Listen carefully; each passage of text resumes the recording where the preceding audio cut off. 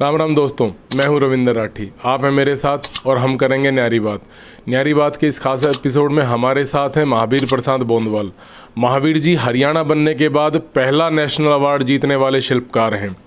इनकी देखा देखी हरियाणा में शिल्प कला का एक नया तंत्र विकसित हुआ।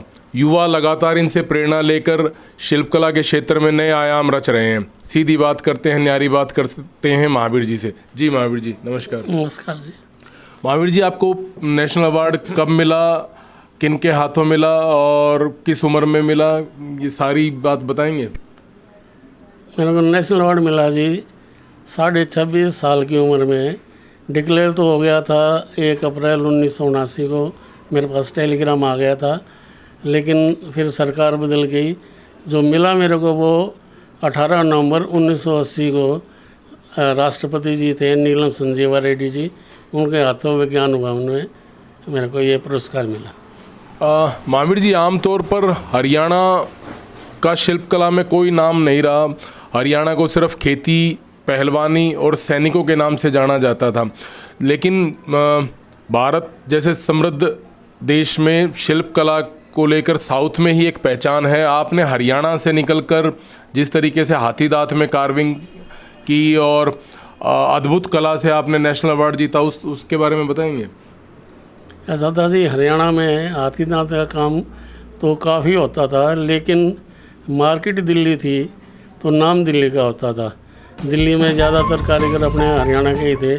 सोनीपत, झज्जर, गुड़गांव, बहादुरगढ़, मांडोटी गांव के भी कारीगर थे इस तरह में। लेकिन किसी को नाम ये नहीं था कि हरियाणा में भी हाथी दांत का काम होता है, क्यों मार्केट दिल्ली थी। घरों में काम किया करते लोग और कारखाने टाइप आए थे, एक ग्रुप के जैसे हुआ तो काम ऐसे होता था। लेकिन हरियाणा का अपना कोई परिचय नहीं था इस मामले में। तो पहला नेशनल अवार्ड बनाने का लक्ष्य आपने कब तय किया? क्या सोच के ये कि भाई मेरे को नेशनल अवार्ड जीतना है, आप उसके लिए गए? मैं पिताजी के गुरुजी को भगत भीमसेन जी दिल्ली में थे, जो मेरे ख्याल में 66 या 67 होगा, जब 7वीं क्लास में पढ़ता था मैं। तो उस टाइम पे जो है ना, उनको राष्ट्रपति जी ने पुरस्कार दिया था। तो मेरे को सिर्फ इतना था, अगर राष्ट्रपति जी ने कोई पुरस्कार दिया है, इनाम दिया है, मैं भी लूँगा ये, और वो हाथी दांत के काम में दिया है। हमारे घर में पिताजी काम करते ही थे, सारा मतलब मेरा माहौल ऐसा था, मैं कारीगरों में ही रहा, हर बड़े बड़े कारीगरों में ही रहा। तो इसलिए मैं हर रोज़ नई वो करता, स्कूल से आता पिताजी के साथ लग जाता, लेकिन मैं पढ़ता भी चला गया। यूँ भी नहीं कि भाई मैं साइंस का स्टूडेंट था, वहाँ भी मेरे अच्छे नंबर थे, फर्स्ट क्लास वो थी, लेकिन शौक मेरा वहीं जाके हाथी दांत में इस कार्य में अटक गया। तो हर रोज़ नए तजर्बे, नई चीज़ सोचते सोचते तो एक नई तरह की दिमाग में वो आया, अंडरकट कार्विंग। जाली के अंदर हाथी बनाया था शुरू में, खुद मेरे को भी नहीं पता था, मैंने शौक में क्या बना दिया, वो तो बाद में पता चला कि हाँ कोई चीज़ अलग से वो हो गई। तो महावीर जी, 7वीं कक्षा में आपने सपना देखा कि राष्ट्रपति के हाथों अवार्ड लेना है, और जब 27 साल की उम्र से पहले आपने राष्ट्रपति के हाथों नेशनल अवार्ड प्राप्त किया, तो कैसा अनुभव रहा? मतलब ऐसा था कि मतलब कोई ख़ास बात तो ऐसी लगी नहीं, लेकिन यूँ ज़रूर हुआ कि हाँ मेरे काम को पहचान मिली है। मैं अपने प्रदेश से बाहर निकला हूँ, लोगों ने हमारे काम को जाना है। उससे पहले तो व्यापारी लोग क्या करते थे, जो मैं चीज़ बनाता था उसको छुपा लेते थे, किसी को दिखाते भी नहीं थे, कभी वो हो, नकल हो या और कोई वो हो। जब मैं क्राफ्ट म्यूजियम में 79 में पहली बार गया, तो पहली बार तो मेरी उम्र देख के ही जब वो एंट्री करते हैं वहाँ, वो कहने लगे जानते भी हो नेशनल अवार्ड क्या होता है? फिर बताया, फिर वो काम के बारे में आई।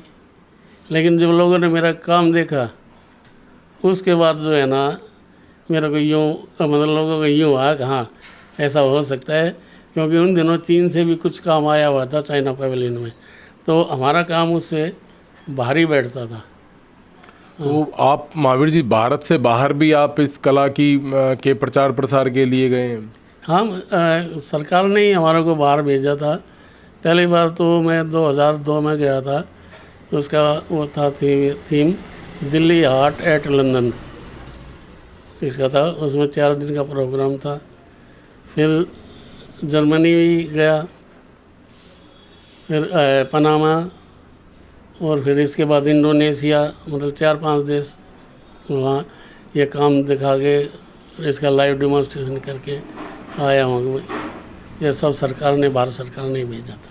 तो महावीर जी, जो आज से 40 साल पहले, 50 साल पहले जो कला के क्षेत्र में जो काम होता था, जो सरकारों से प्रोत्साहन मिलता था, लोगों से जो एप्रिसिएशन मिलता था, उसके मुकाबले में आज कैसा महसूस करते हैं?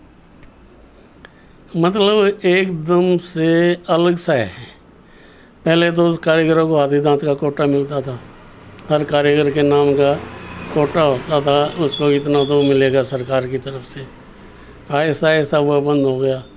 फिर चंदन का काम हुआ, चंदन का भी कोटा मिलता था, वो भी ख़त्म हुआ। फिर सब ये हो गया कि अपने आप उसका अरेंजमेंट करो, जिसने जो भी काम करना हो। तो सरकार की तरफ से कोई ऐसी मदद नहीं मिली। रही बात उसकी, सरकार ने एग्जीबिशन लगानी शुरू की। अब जो दूर दूर देहात में लोग बैठे हैं, कारीगर बैठे हैं, उनको बड़े शहरों में एक मार्केट मिल जाए, उसका काफ़ी फ़ायदा हुआ। क्यों क्राफ्ट बाज़ार वगैरह लगे, मेले वगैरह लगे, तो हर आदमी हर एक उसके काम का जानने लगा। आपस में साउथ का, इसमें अपने नॉर्थ वाले आपस में काम भी मिक्स हुआ, तो उसका पहचान भी अलग से मिली, तो उसका प्रोत्साहन भी मिला, मार्केट भी मिली। गवर्नमेंट पहले हमारे को आने जाने का खर्चा, रेल किराया, वहाँ होटल का रहना वगैरह, ये सब खर्चा देती थी, जो अपने पास से नहीं खर्च करना पड़ता था। और हम भी अपने रेट बिल्कुल सही रखते थे, क्योंकि खर्चा जो है वो सरकार से मिल रहा है। लेकिन आजकल वो सारा बंद हो गया, अपने खर्चे पे जाना पड़ता है। कई बार गए, घाटे में रह गए, घर से खर्च करके आ गए, खाली बैठ गए, माल बिका तो भी घर कुछ नहीं लेके लौटे। ऐसा हो जाता, मतलब गारंटी नहीं। पहले ये था खर्चा सरकार देती थी, तो उससे ये हो जाता था, नुकसान तो कुछ होता नहीं, जो फ़ायदा होता वो हो जाता। तो लेकिन क्या लगता है आपको, इस तमाम सरकार के कदम पीछे हटाने के बाद क्या कला पर प्रभाव पड़ा है? असल में चक्कर क्या है, जो बड़ी बड़ी NGO हैं, पैसा तो कह रहे हैं, सुन रहे हैं, अब ज़्यादा खर्च हो रहा है, अब गवर्नमेंट ज़्यादा खर्च कर रही है, लेकिन डायरेक्ट कारीगरों को क्या मिल रहा है वो पता नहीं। हाँ, बड़ी बड़ी NGO जो हैं वो उसका पूरा फ़ायदा ऊपर की ऊपर जो खर्च कर जाती है, ये बात है। महावीर जी, जिस तरीके से शिल्पकार, कलाकार भारतीय संस्कृति के संवाहक के तौर पर काम करते आए हैं, क्या इस कोरोना के बाद बदली परिस्थिति में वो साधक सबसे ज़्यादा प्रभावित नहीं हुआ? देखो जी, कोरोना तो आया बाद में, हम इससे पहले भी लेंगे। जो कारीगर काम करते हैं क्राफ्ट, उनको उनकी कला का पैसा नहीं मिलता, उनकी सिर्फ दिहाड़ी का पैसा मिलता है। और ख़र्चा चलाने के लिए बेचारा अपनी दिहाड़ी भी कम कर देता है। लेकिन कोई कहीं उनके आर्ट का या उसका पैसा मिला, वो ना पहले कभी हुआ ना होगा। जैसे फिल्मी कलाकार हो गए, पेंटर हो गए, ये हो गए, इनको इनकी कला का पैसा मिल जाता है, मेहनत का भी और कला का। लेकिन हमारे को सिर्फ हमारी दिहाड़ी और कला का पैसा मिलता है।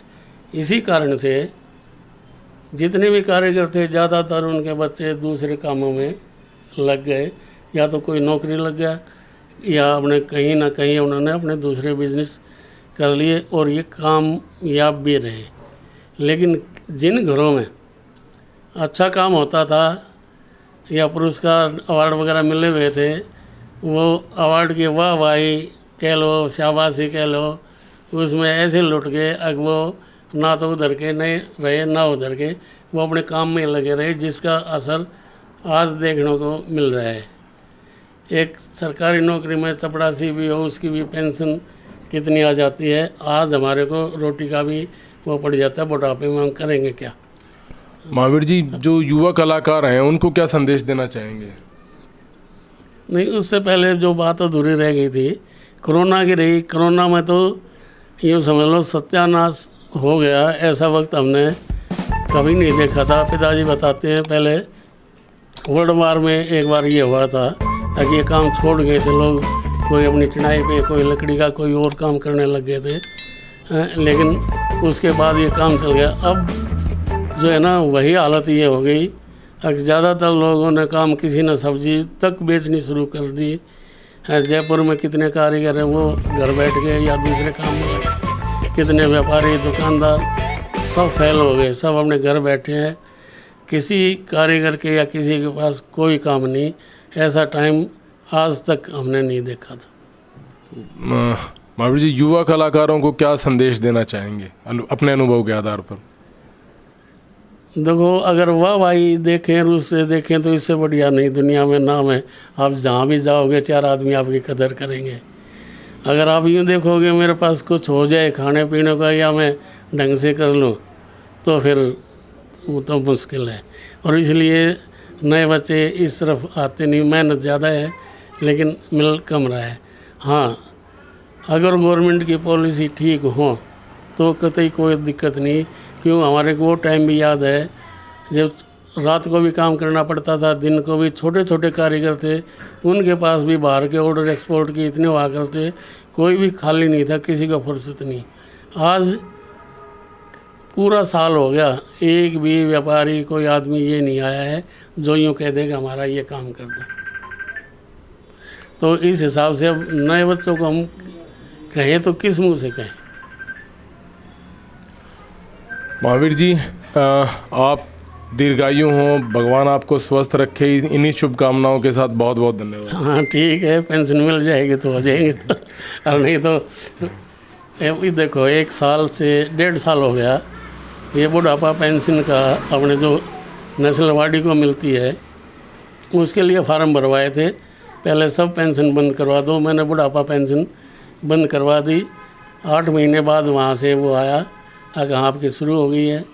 फिर फार्म भरे, 1 महीने की एक बार मिली है, 2 साल हो गए लेकिन कोई पैसा मेरे को नगद नहीं मिला है। लेकिन वहाँ से कम 2000 जितने भी थे वो मिलते तो रहते थे। मैं बल्कि कह भी रहा था उन अफसर को, अगर ये नगद आ जाते हैं, 9 नगद 13,000 जो है ना, उससे 9 नगद बढ़िया है। लेकिन 2 साल हो गए, अभी तक 1 महीने की मेरे को पेंशन मिली है। यह सरकारी तंत्र की दुर्व्यवस्था जिससे हर आम और खास पीड़ित है, परेशान है। बहरहाल न्यारी बात के इस एपिसोड में फ़िलहाल इतना ही। फिर किसी अन्य शख्सियत के साथ मिलेंगे उनकी न्यारी बात के साथ। धन्यवाद।